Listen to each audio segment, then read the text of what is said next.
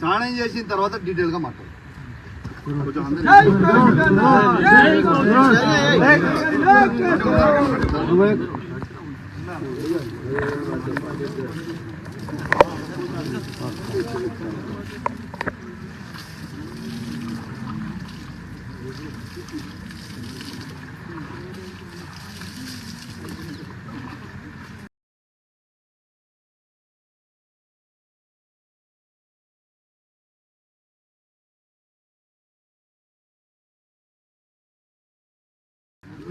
నిజాయితీకి మారు పేరు, నిజాయితీకి మారు పేరు కౌశిక్ రెడ్డి గారి నాయకత్వం.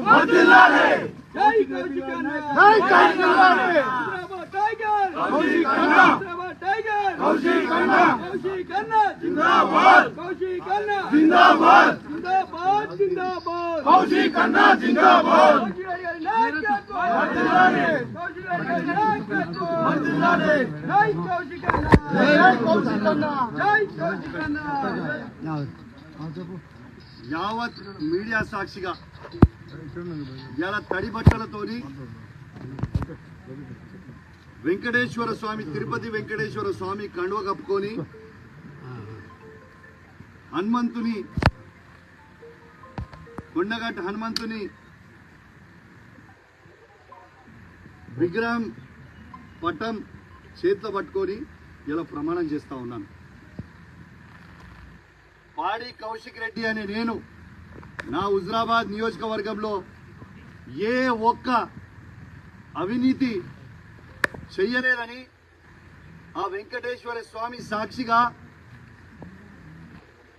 హనుమంతుని సాక్షిగా, చెల్పూర్ హనుమాన్ స్వామి సాక్షిగా ప్రమాణం చేసి చెప్తా ఉన్నానని చెప్పి సందర్భంగా కౌశిక్ రెడ్డి గారి నాయకత్వం, కౌశిక్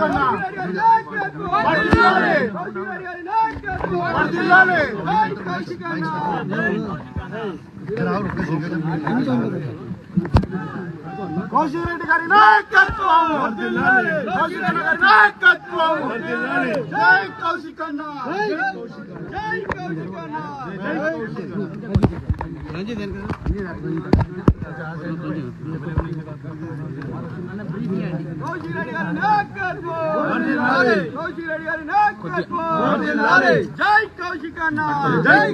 అన్న, జై కౌశిక్ అన్న, జై కౌశిక్.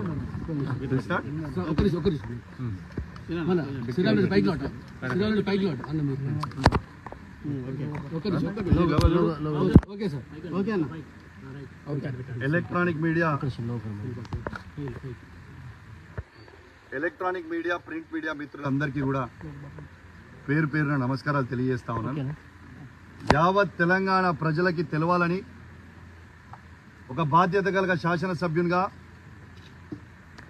ఆడికి చెల్పూర్ హనుమాన్ టెంపుల్కి లా అండ్ ఆర్డర్ ప్రాబ్లం అవుతుంది, దయచేసి మీరు పోవద్దు అని పోలీసు వాళ్ళు చెప్తే చట్టాన్ని గౌరవించి